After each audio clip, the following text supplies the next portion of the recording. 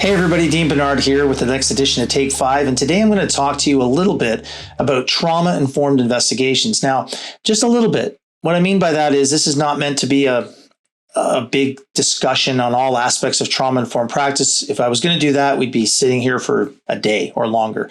There's now entire conferences being devoted to trauma-informed practice. But here's just a few quick tips, a few things that I'd like to talk about around this issue. Because as I said, it's been a big topic, right? Everybody talks about we have to practice in a trauma-informed way. And that's absolutely true. And there's lots of theory behind it. There's lots of really sensible and understandable reasons why we do these things.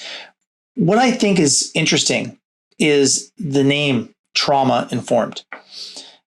The concepts of trauma-informed investigations, and then let's focus in on interviewing.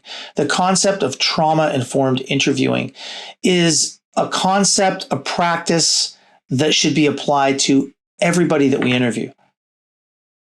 I don't want to have to sit down with somebody and try to figure out whether or not they are a traumatized individual, they have trauma in their past. Everybody does to some degree or another. Some people in a severe and significant way, and others in a more sort of subtle way. I think that everybody we interview needs to be treated in a manner that is respectful, dignified, and that gives them a psychologically safe space to participate in the process. A lot of us have grown up watching all kinds of movies and dramatizations of police interrogations, and you know, there's definitely a place for that kind of thing in certain kinds of investigations, not the kinds that we do. But you know, there will always be a place for the need to be hard-nosed and tough on individuals when you're interviewing them. That's not something we ever do. The type of investigations we're doing, regulatory investigations into professional regulatory affairs or issues with individuals working in a professional environment, individuals that are being investigated related to workplace concerns like harassment, discrimination. These are the kinds of investigations that we do. And there will never be a time in conducting these kinds of investigations where interrogating people, browbeating them, coming on strong, intimidating, coercing, any of those things are appropriate. They aren't. They're never appropriate.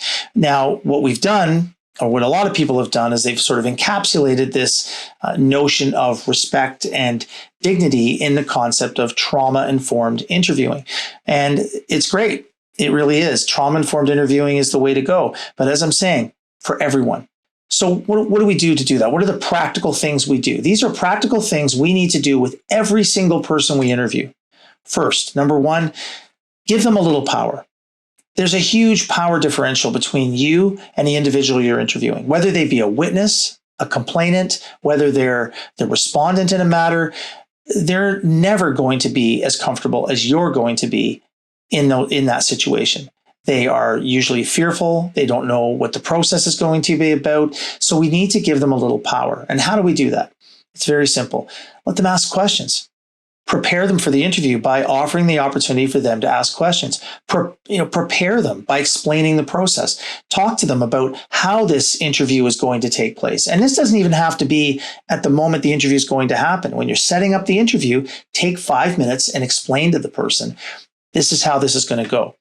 Right. And ask them if they're comfortable with it. Ask them if they need any accommodations. You know, are you comfortable having this interview online, for example, over Teams? Are you able to do this? Would you prefer the phone? I mean, obviously, we have our preferences as investigators, but we need to work with people who might have specific accommodations. The overall process or the overall objective here is to give them a sense of psychological safety. Sometimes you're going to deal with people that perhaps haven't had an outright traumatic event. Again, I think this word trauma sort of throws a lot of people off. You know, some people have just experienced a complete lack of trust in the system because the system's never treated them well, right? Or they've never treated people they know well, right? So people are fearful. So give them a little power. Let them decide perhaps when the interview is going to take place. Now, obviously, we have to work within parameters. We can't say to people, okay, I'll talk to you, 3 months from Tuesday, but give them a little control, give them a little ability, ask them if it's okay, explain the process. I often will talk to people about an interview and say to them, this is a conversation with a purpose. right? I try to even avoid interview. When I set up meetings with people and I send them a meeting invitation, I don't say interview with Dean Benard or I don't even use the word interview. I just say meeting, right? Words have power.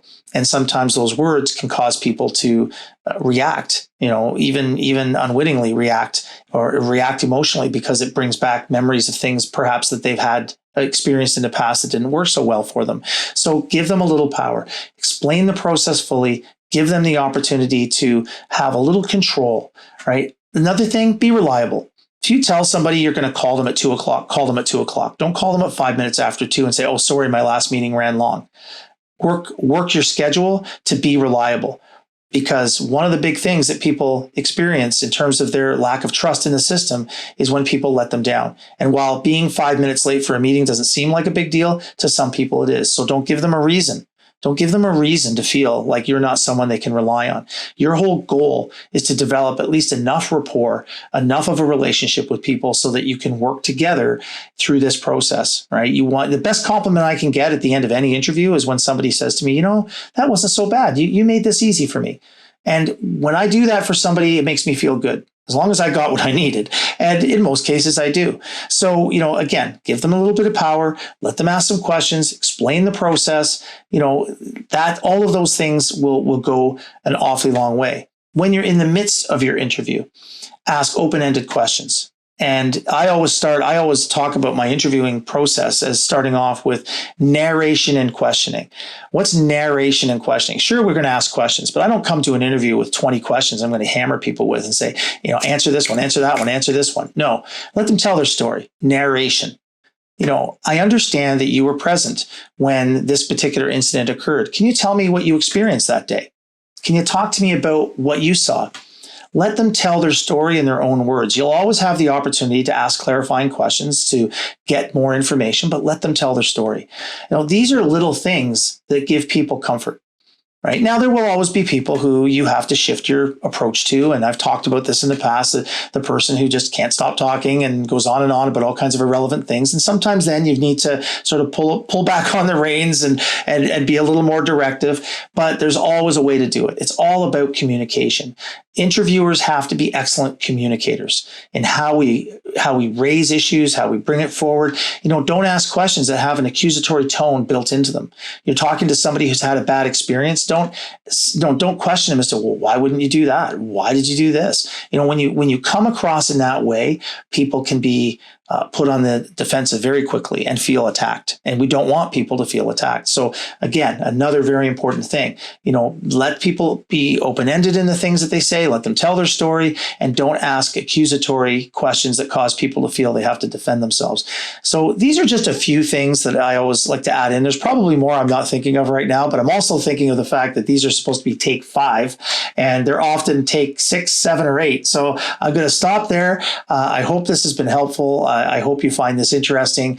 I really appreciate you watching these videos. Please give me feedback if there's things that I can talk about that you'd prefer to hear, or new topics that you'd like me to address. And again, thanks so much for watching, and we'll see you next time on Take 5.